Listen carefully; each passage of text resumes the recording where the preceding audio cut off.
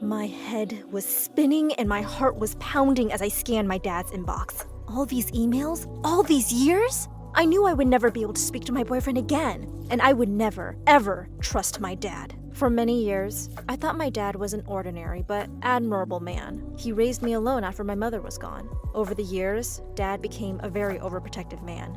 This meant that I was locked inside my house throughout most of my school life.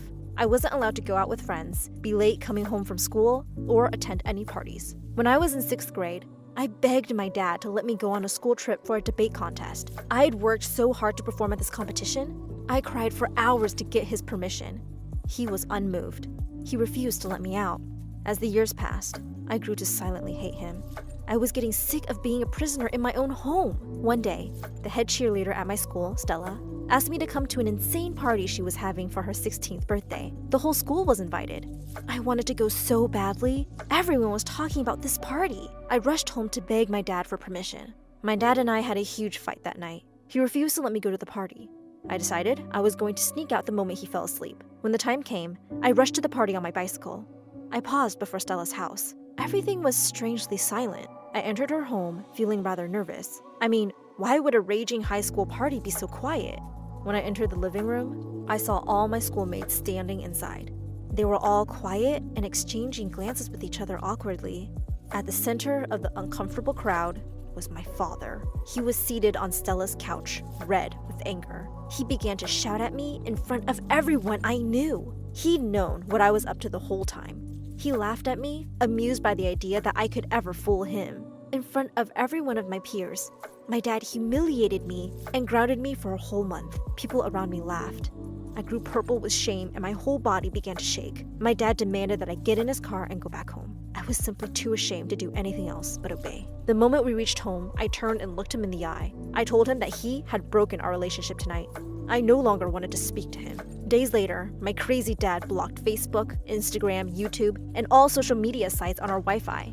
He wanted to isolate me from the outside world, but I was smarter. I downloaded this app. Using that, I was still able to use all these websites, and he had no clue. A few days passed, and I didn't say a word to him. I quietly headed to school day after day, and when I came home, I went straight to my room to be alone. That was my life.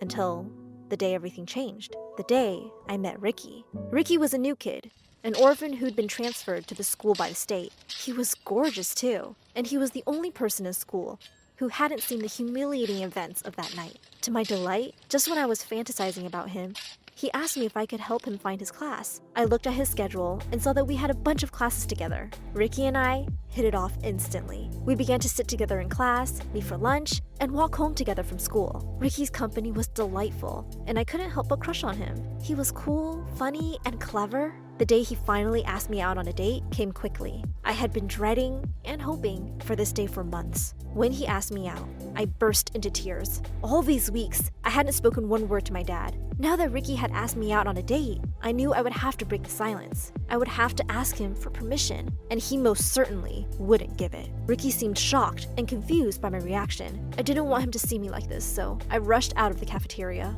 I walked home alone that day. The whole way there, I tried to think of some way to sneak out of the house for one date with Ricky. Some way that my watchful father wouldn't see through. I wanted this so bad that I was ready to try anything. My head was full of plans as I entered my house. But the minute I saw what was going on in my living room, my brain became blank. Ricky was in there, sitting on the couch with my dad. I couldn't speak. What was Ricky doing here?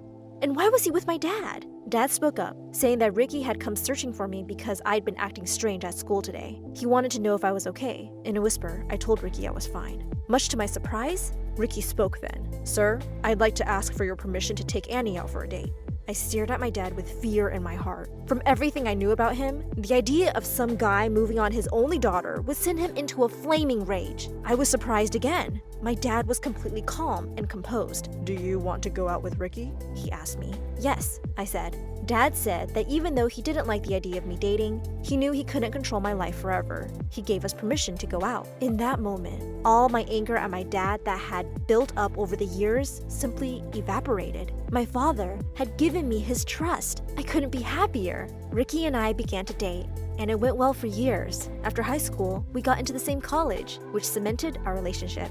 I started to have some doubts when I got an amazing fellowship in Paris right after college. Ricky wanted to get married, but I wanted to wait until after the fellowship. My life seemed wonderful until the day of the barbecue. My dad had invited us and a few friends to his place, where he was hosting a party in his backyard. During the barbecue, I went into his wine cellar to search for my favorite brandy. During that search, I noticed something odd about one of the walls. It could move. When I pushed against the wall, it gave way to reveal a secret corridor. I was utterly shocked. I had lived in this house for 17 years and never knew this existed.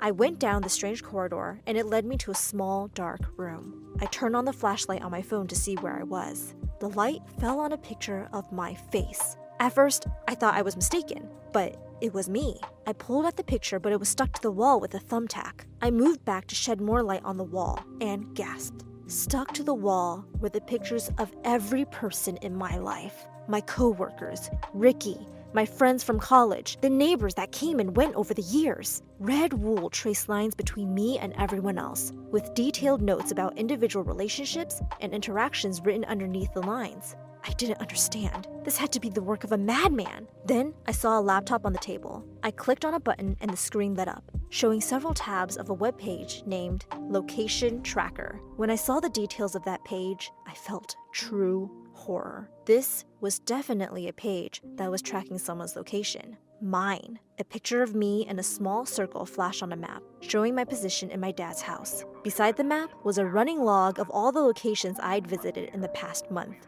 The log stopped at my current location. My dad had clearly been spying on me, keeping tabs on me. Who else could have made this room in his house? Was everything a lie? All those years when I thought he had begun to trust me, was he simply hiding his true nature? I found a folder on the desktop that said Log History. Inside it sat rows upon rows of folders. They went as far back as 7 years ago, the year Ricky and I began to date. Was that when this obsession started? When I began to date and finally live my life?